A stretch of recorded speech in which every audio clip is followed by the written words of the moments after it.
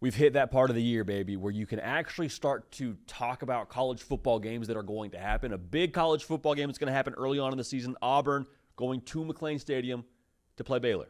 Now, a lot of y'all are saying, JD, it's a big game. I mean, Baylor's going to be good. Auburn missed a bowl game last year. For both of these fan bases, I promise you, this will be massive. This will be a massive tone setter. This will be massive for Auburn in terms of what they have at quarterback and what can Baylor accomplish. There's a lot here, a lot of storylines.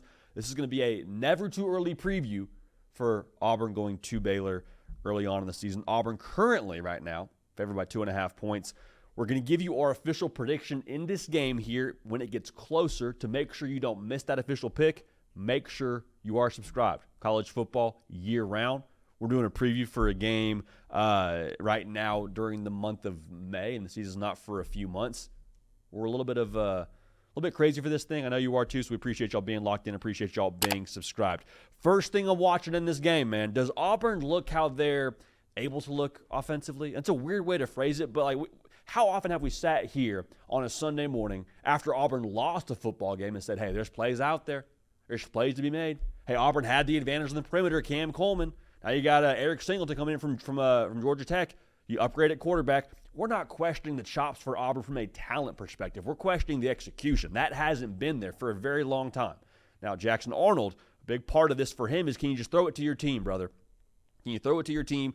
Can you hang on to the football? Had just chronic fumble issues at Oklahoma. Was that a Jackson Arnold thing? Was that an offensive line thing?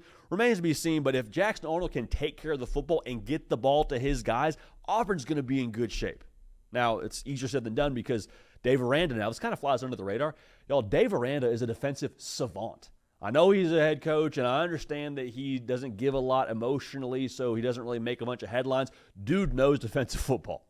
What does he have cooked up for let's call a spade here, somewhat turnover-prone Jackson Arnold? Has Jackson Arnold progressed and is able to be more comfortable in a system with more talent around him in what Auburn has? Or does Dave Aranda and that defense that averaged right around 1.5 takeaways a game last year, do they get the better of him? Not rocket science to say whoever wins the turnover battle is going to win this game, but just with the potential that Auburn has to boom offensively and also to bust from a turnover perspective, that's going to be something to watch here early on. Now, something else to watch, you're talking about the quarterbacks.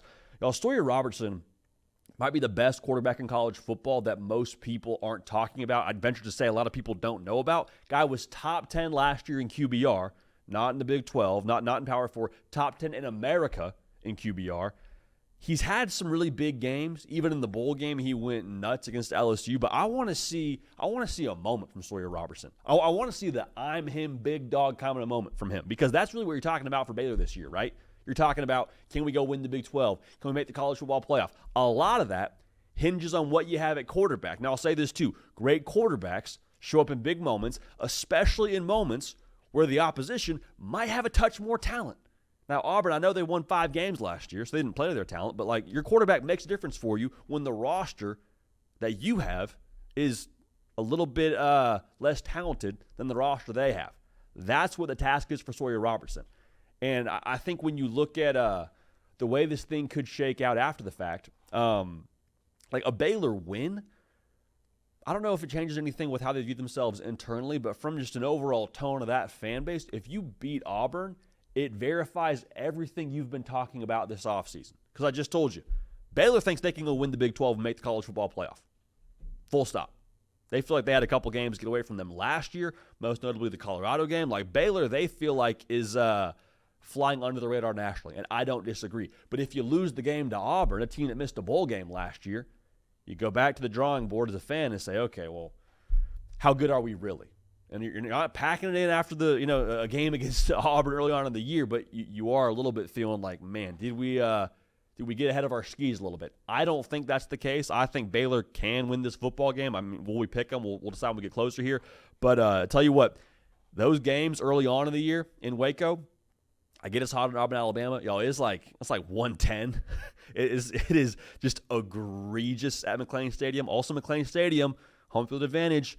And it's not the biggest stadium in the world. That place gets rocking. So don't just disqualify that when it comes to what Baylor could be working with when it comes to what they have out there on the Brazos. Now, for Auburn, this is a year now where you're not talking about potential anymore or what you could accomplish. It's year 3. It's year 3. The time for talking about, the the talent and what you have at quarterback and all, and Hugh Freeze and his play calling, all that's well and good, and it's nice and it reads well when you hire a guy. But like, we're going on a year where it's like, hey, actually show me something. And if you can't beat Baylor that first game of the year, just optically, as good as I think Baylor's going to be, it would feel a lot like, well, dang, we still got to play Georgia. We still got to play Alabama. Like, if we can't get past Baylor, even if Baylor's a really good football team, optically for that fan base, vibes would not be good.